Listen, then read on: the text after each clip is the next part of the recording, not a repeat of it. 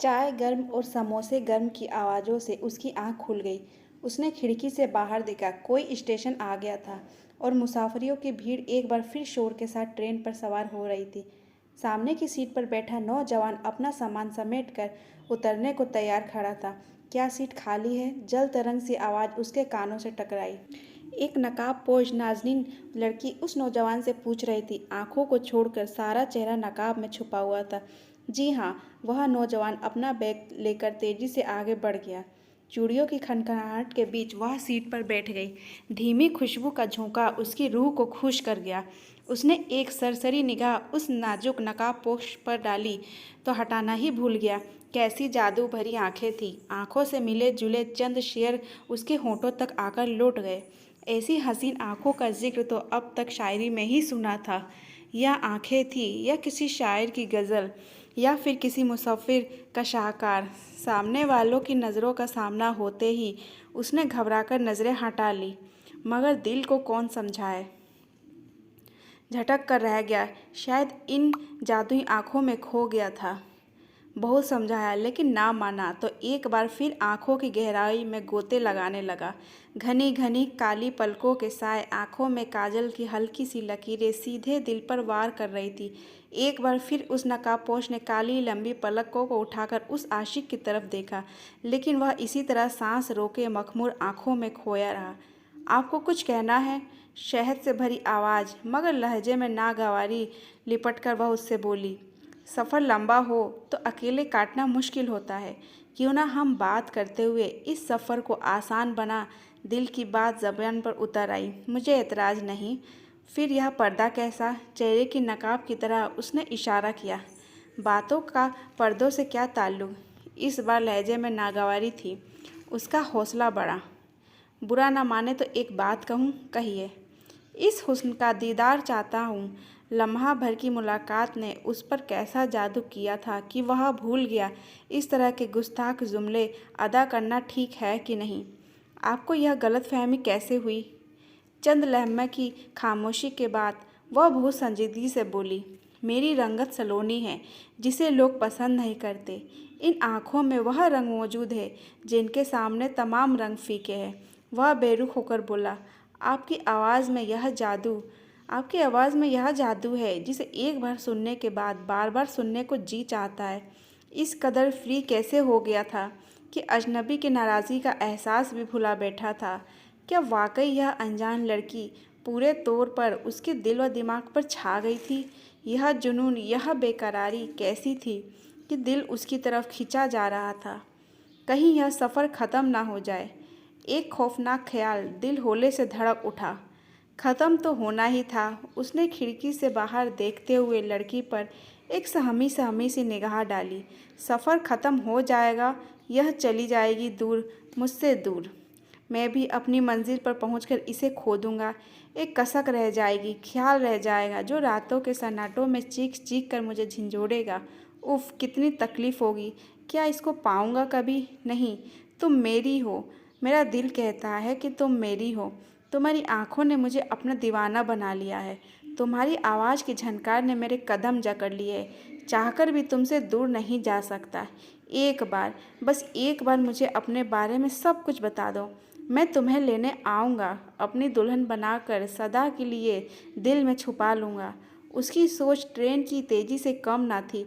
एक निगाह उन कातिल आँखों पर डाली जहाँ नमी के जुगनू जगमगा रहे थे। आप रो रही हैं? मालूम नहीं किस हक ने उसको यह सवाल पूछने का हौसला दिया था। नहीं तो आंखों में कुछ चुभ रहा है। बात टालने का अंदाज अच्छा था। वह अचानक मजाक के मूड में आ गया था या फिर माहौल की संजीदगी को दूर करने की गरज से बोला था। मगर यह इतनी दुखी क्यों हो रही है? उसने सोचा। आप मुझे अपना पता और मोबाइल नंबर देंगी ताकि मुलाकात का यह सिलसिला कायम रहे। किसी अजनबी को अपना पता और मोबाइल नंबर नहीं देती। इसी पते और मोबाइल नंबर की बदौलत यह अजनबी अपना भी हो सकता है। वह मुस्कुराहट के साथ बोला था। उसकी बेतकल्लुफ़ी और बेबाकी ने उसे हैरान कर दिया। मैं ना अपनाना चाहूँ तो कपड़े फाड़ कर शहर की गलियों के चक्कर तो लगा सकता हूँ। वह फिर हंसा, मगर दूसरी तरफ आंसू का गिरना शुरू हो चुका था। आप फिर रो रही हैं? वह एकदम संजीदा हो गया। खुदा के लिए कुछ तो बताइए अपने बारे में। यह बार बार आपकी आंखें इन कीमती मोतियों को बर्बाद करने पर क्यों तुली है?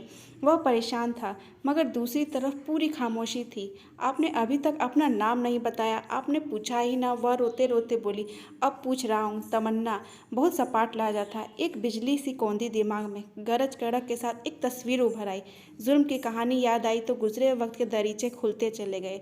हजार बार कहा है, अपनी काली कलूटी सूरत में कर मेरे सामने मत आया करो। उसका यह जुमला था जो अक्सर तमन्ना के कानों को सुनने को मिलता था, और जवाब में वह आंखों में आंसू का सैलाब लिए किसी दूसरे कमरे में चली जाती। यह जिल्लत, यह नफरत शादी के पहले ही दिन उसकी झोली में आनी शुरू हो गई थी। रोज बरोज उसमें इजाफा होता चला जा रहा था। वह आमिर की माँ की पसंद थी, जो बड़े अरमान से उसको इस घर की बहू बनाकर लाई थी, लेकिन पहले ही दिन वह उसे अपनी सांवली रंगत की वजह से आमिर को नापसंद थी। कभी नज़र भरकर वह उसे देखता तक न था।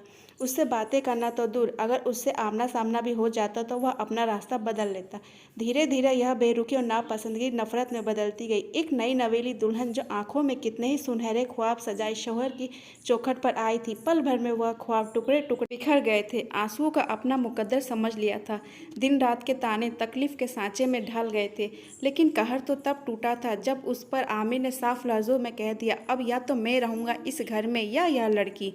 इसकी मौजूदगी मुझसे बर्दाश्त नहीं होती। मुझे नफरत है इसकी सूरत से। उसने हिराकत से उसकी तरफ इशारा किया, जो एक कोने में खड़ी सूखने पत्ते की तरह कांप रही थी। नंद साहिबा उसे बाजू से पकड़कर दूसरे कमरे में ले गई। कितनी बार तुमसे कहा है आमिर के सामने मत आया करो। उन्होंने उसके गाल पे मचलते आंसू को अपनी हथेली से पूछा, एक ही घर में रहते हुए यह कैसे मुमकिन है आपा? वह हिचकियों के बीच बोली, हम कुछ दिनों के लिए तुमको तुम्हारे मायके भेज देंगे, फिर आमिर को समझाने की पूरी कोशिश करेंगे। आखिर तुम मेरी और अम्मा की पसंद हो। बस ज़रा उसके दिमाग से गोरी रंगत का जुनून उतरने दो, फिर सब ठीक हो जाएगा। आपा की तसल्ली काम न आई। सभी लोगों की मुखाकत के बावजूद आमिर ने तमन्ना को तलाक दे दी। ट्रेन एक झटका देती अचानक किसी स्टेशन पर रुकी तो वह जैसे सोते से जागा। नशीली आंखों वाली लड़की संभल कर उठ खड़ी हुई। आप जा रही हैं? वह घबराया। मेरी मंजिल आ गई, लेकिन जाने से पहले मेरा चेहरा देखने की आपकी ख्वाहिश भी पूरी करती जाऊंगी। उसने आहिस्ता से नकाब सरकाया। तमन्ना एक टीसी उठी। आखिर आमिर सकते के आलम में उसे देखता रह गया। मेरी आंखों से आपने नहीं पहचाना, क्योंकि कभी नज़र भरकर मुझे देखा ना था। वह बहुत इत्मीनान के साथ मुस्कुराई। मेरी आवाज़ से भी नहीं पहचाना, क्योंकि आप मुझे बात करने में भी अपनी तौहीन समझते थे। वह तजनिया मुस्कुराई। जिंदगी की राह उबड़ खाबड़ जरूर थी, मगर मंजिल बहुत खुशगवार उपसुकून। चलती हूँ। नीचे प्लेटफॉर्म पर मेरे शोहर मेरा इंतज़ार कर रहे हैं। अल्लाह हाफिज़। एक छोटी सी अटैची उठाकर वह आगे बढ़ गई, और वह खाली खाली आंखों से उस हसीन ख्वाब को ख़त्म होते देखता रहा। दिल चाहता था कि उसे रोक ले, बढ़कर मजबूती से उसका हाथ थाम ले और कहे, इस तरह ठहरे हुए खामोश पानी में कंकड़ फेंकर मत जाओ। ट्रेन एक बार फिर अपनी मंजिल की तरफ चल पड़ी थी। खुशबुओं का एहसास अब भी उसका घेरा किए हुआ था। उसने घबराकर आंखें खोल दी। सामने की सीट खाली थी। एक गहरी सांस लेकर उसने इधर उधर देखा। हर तरफ सन्नाटा, हवाओं की सरसराहट खिड़कियों से दाखिल होकर एक अजीब सा शोर पैदा कर रही थी। सदाबहार कहानियों के लिए चैनल को सब्सक्राइब करें। Thanks for watching.